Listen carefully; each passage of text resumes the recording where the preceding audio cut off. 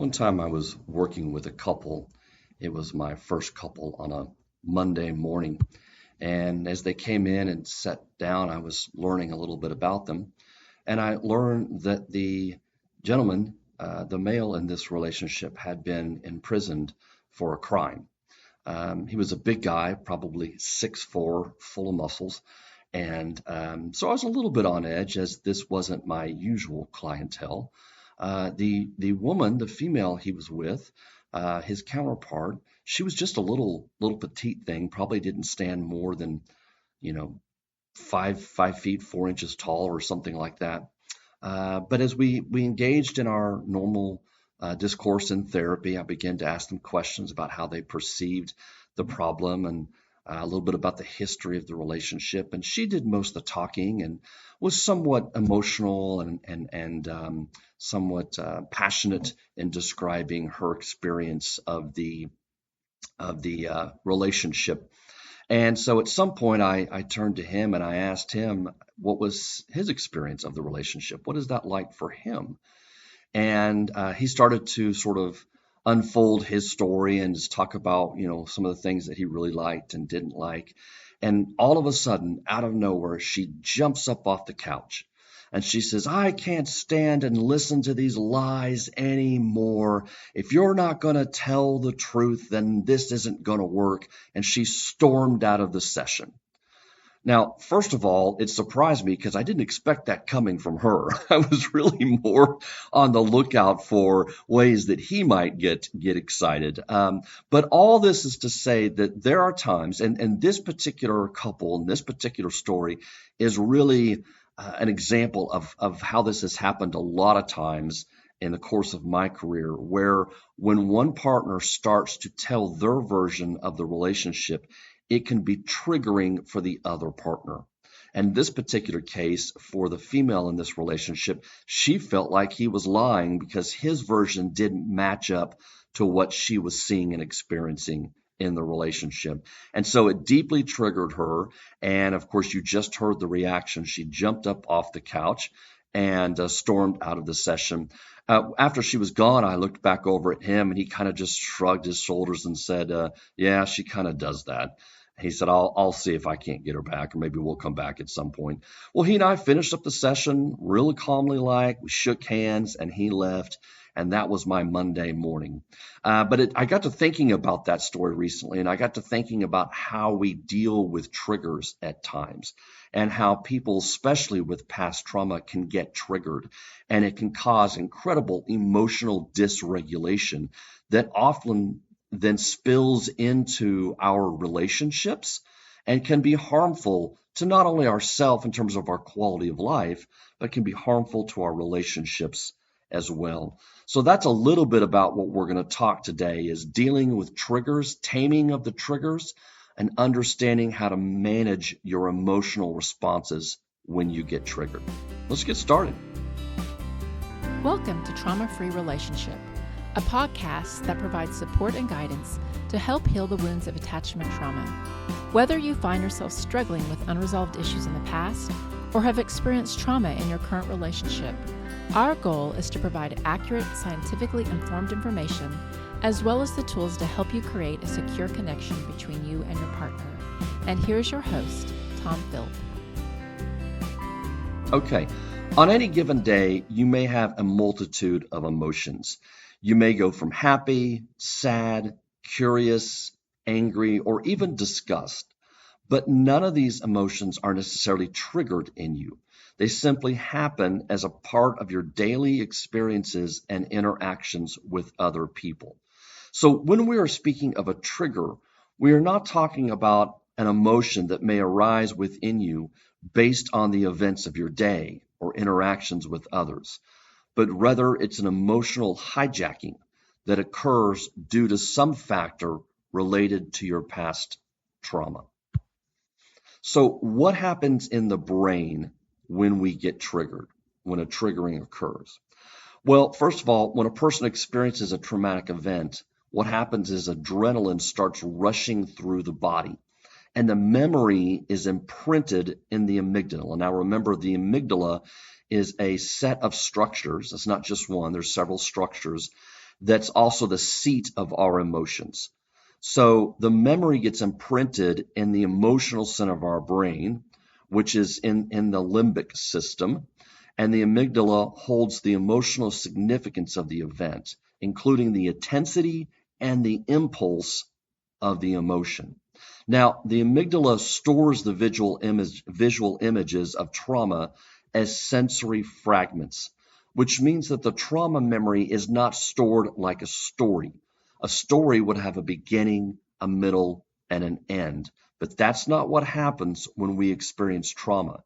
The event gets fragmented and gets lodged into our amygdala and the emotional centers in the limbic system of our brain, but gets broken up. So it's not a smooth, continuous story like a narrative that we would create from our experiences. And so it doesn't have a beginning, a middle, or an end, but rather it's how our five senses were experiencing the trauma at the time it was occurring. The memories are stored through fragments of visual images, such as smells, sounds, taste, or even touch. And this is why we say triggers can be like flashbacks in a sense. It's not a memory of the past, but rather a reliving of the trauma in the past. It's not something that happened there and then, but something that is happening here and now. This is why I use the word a trigger is an emotional hijacking, because what it does is it's not just a feeling that comes up for you, slow and gradual, but rather it's a fight or flight response that emotionally hijacks your body and your system and your brain in those moments and demands a response as if you were still in that situation. When that young woman jumped up off the couch and said, "I can't stand these lies any longer," she probably had been feeling her temperature rise within her for some time, but at some point that impulse urged her to jump off the couch, and it urged her to respond because she had been emotionally hijacked in that moment. Him being able to sit there and talk about his version or his experience of the relationship was more than she could tolerate. And in fact, she did have past trauma. And so it was triggering for her to hear that. And so she was responding to that in the moment. So consequently, after trauma, the brain can be easily triggered by sensory input, reading normal circumstances as dangerous. So, for example, a red light is no longer a red light. Now it's a possible spark, like a fire. A barbecue had just been a barbecue, but now it sounds like an explosion. So a car backfiring, though they don't happen much more these days, but a car backfiring used to sound like a gunshot. And people that were in war, past veterans, oftentimes you would see them duck for cover because it sounded like there was an incoming explosion or a gunshot that was happening. So the sensory fragments are misinterpreted by the brain, and as such, it loses its ability to discriminate between what is threatening and what is normal.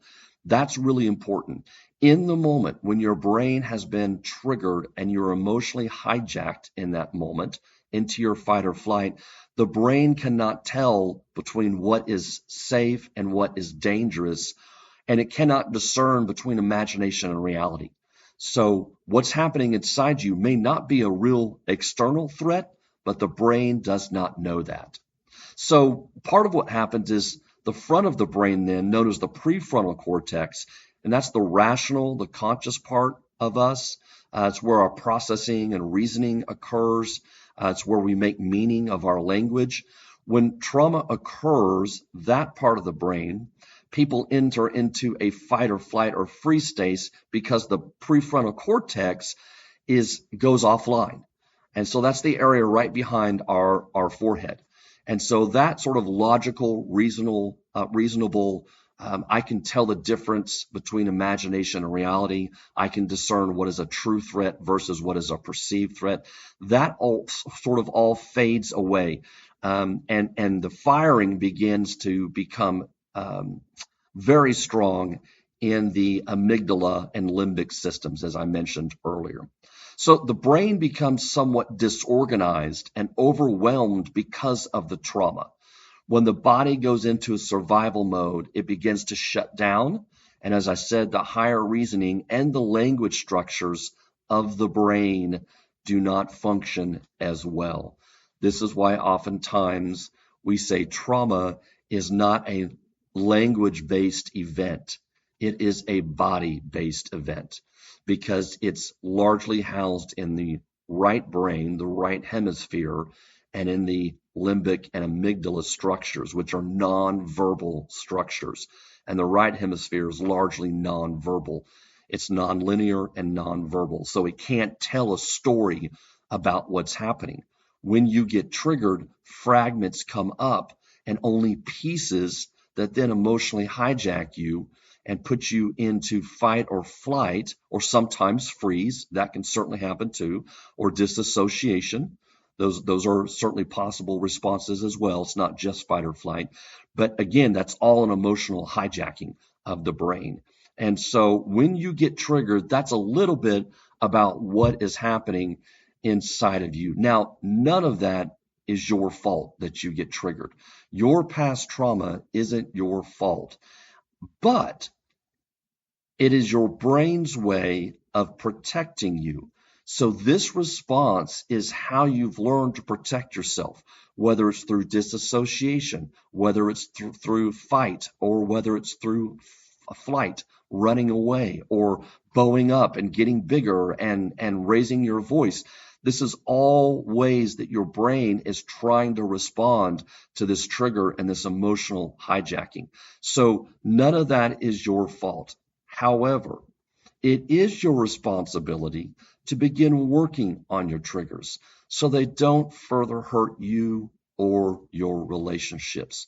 So I want to be very clear about that. If you're listening out there, your trauma is not your fault, but it is your responsibility to begin working on it so that it doesn't lessen your quality of life. I want you to have the fullest life possible. And that means being able to have safe, secure, steady, and healthy relationships. Because relationships and through relationships is often where we derive most of our meaning and satisfaction of life. We can do it through our work as well, but even work is a matter of relationships. So I want you to feel fully alive. And to do that, it means we got to start dealing with these emotional triggers and hijacking. So the goal here is to be able to take the hurt and the pain and the fear to your partner so that they can empathically respond, right? When we feel triggered, what we want to be able to do is take that pain and hurt that's come up and be able to take it to our partner, because that's part of where we're going to get the healing. Their empathic response, their understanding, their validation of what may have triggered you is part of what's going to heal you. We often say, especially when we're talking about attachment trauma here. Now, war trauma is something a little bit different that was non-human, a car crash, non-human type of trauma. That's a little bit different. But when we talk about relationship trauma, attachment trauma, what was broken or what was traumatized in a relationship can get healed through a relationship. So that's why it's so important to be able to work on these triggers, because we want to be able to take our pain and our hurt and our triggers to our partner so they can help us heal that. But they can't respond to your defensive anger. When you're in fight or when you're in flight or when you begin to shut down and freeze, they can't respond to that, because what they see on the outside is not actually what's going on the inside. The outside serves to protect you, but it pushes them away. So we have to learn how to self-soothe the angry, defensive, dysregulated parts and learn to lead with the more vulnerable parts that can actually then get responded to and healed. So how do we begin to work on our triggers? So let's turn to the second part of our podcast here and discuss what are some strategies for de-escalating the emotional triggers. Well, the first thing is to actually identify what is triggering. Is there a sense of smell for your partner? Is it or an environment that you were in that was triggering? Is it walking into your parents' house that you grew up in where you felt traumatized, that all of a sudden it feels like the walls are closing in on you and it's hard to breathe and you start going into a little bit of a panic attack? Is that a triggering environment for you? Is it hearing, and this is a big one oftentimes, is it hearing your partner's tone of voice? A tone of voice that either created a hurt when they were angry with you one time, or maybe it's a similar sound to your dad or mom growing up that created some trauma for you. But is there something in that tone that makes you all of a sudden feel like you're that small little 6-year-old child that is powerless to defend and protect yourself? So knowing your triggers is really important. What is the person, place, or thing that may be triggering to you? And it could be anything. So I want you to reflect a little bit on what are some of my triggers and write them down. Don't just say, oh yeah, that's maybe one of them. If you go throughout your day and you feel like you've been emotionally hijacked and triggered, make a note of that. Pull out your phone, make a note in your phone. This situation caused me to feel triggered. I was at work and my boss shot down an idea and it made me feel really rejected. And then all of a sudden I just felt my self-esteem fall through the floor. And boy, that was really triggering for me. And I kind of froze up and I didn't know what to say or think. I wonder what was happening there. So being able to understand those triggering moments for you is really, really important. Anything that pulls you out of the window of tolerance, that safety zone, when we talk about the window of tolerance, that safety zone is where you can use all of your brain, where you haven't been emotionally hijacked. It's sort of the green zone, if you will, where you can think and reason and you can have your feelings, but you can use your feelings to guide your thoughts and your actions and your behavior with your partner. When you go above or you go below that window of tolerance, that's when you move into fight, flight, or freeze or disassociation. So we want to make sure that we figure out what is it that pops us out of that window and is triggering for it. So that's the very first thing you need to do. The second thing you need to do is, how can I begin to practice emotion regulation strategies? So one of the things you can do is it possible for me to be able to be emotionally hijacked and feel very strong emotion come up and be able to sort of let myself ride that wave of emotion, to feel it through, but not act on it? Because oftentimes what happens is your brain has fused together the feeling and the action. When I get triggered, I immediately get loud and I yell and I raise my voice and I get big and I start sort of taking on a strong stance towards my partner, an aggressive stance. Well, that's because you have fused your feeling with the action. It is actually possible to separate those two out. And so being able to ride that wave of emotion, ride that trigger, and feel it through without acting. Let me breathe through this. Give me just a minute. This is why taking breaks with your partner can be so effective and so good for couples to learn how to do at times. If you get triggered, you can say, you know what, I need a few minutes here. Give me a few minutes. And you go into another room, you breathe through it, you calm down, let yourself ride that wave of emotion, and then you come back 5-10 minutes later and you re-engage. Something like that can be very effective. So learning how to ride the wave of emotion, how to let yourself feel it through to completion without acting on it. Some of that can be done with what we call mindfulness. In other words, being able to be mindfully attentive of the feeling, but without any judgment or without creating immediate meaning of the feeling. Because part of what causes that fight or flight behavioral reaction is that we assign meanings to those triggers. And those meanings can become in the form of, right now I'm being rejected, or right now I'm being abandoned, I'm about to be abandoned, or some strong meaning behind it that causes us to act. So mindfulness is simply allowing ourselves to sit with the feeling and observe it without assigning any meaning to it. And that takes practice because we're not used to doing that. Every experience we have, we create meaning with. But being able to create a little bit of a space so that we can sort of observe it without judging it can help us learn how to ride that emotion through and see it through to the end. Reframe your thinking is another tool.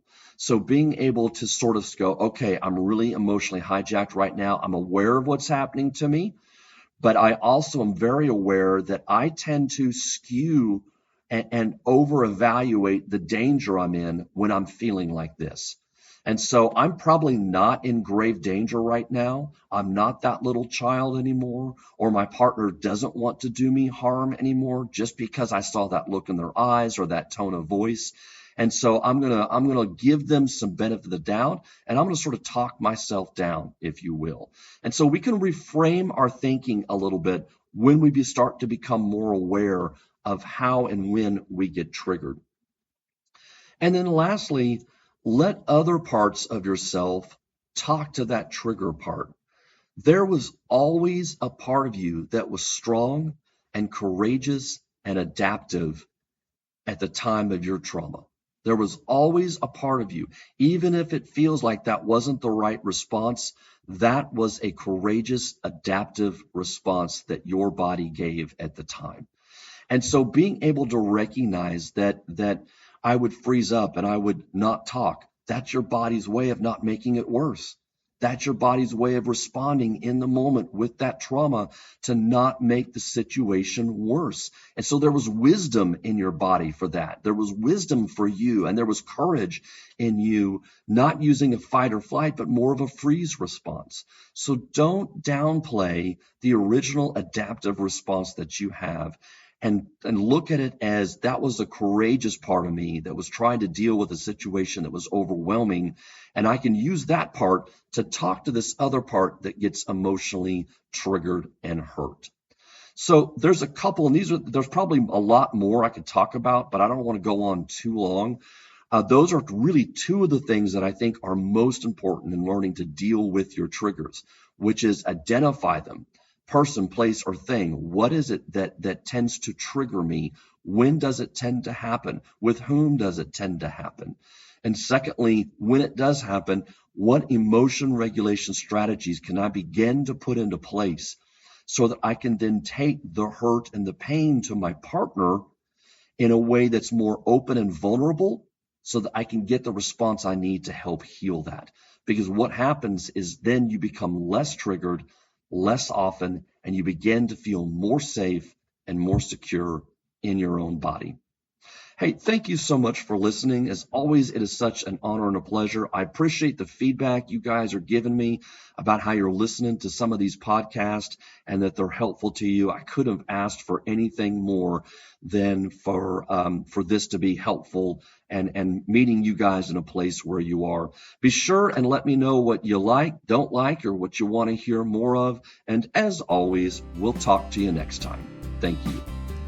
Thank you for listening to Trauma Free Relationship, a podcast for the healing of attachment trauma. You can find us on Facebook, Instagram, or our website at traumafreerelationship.com. Be sure to look for our next episode on your favorite streaming service.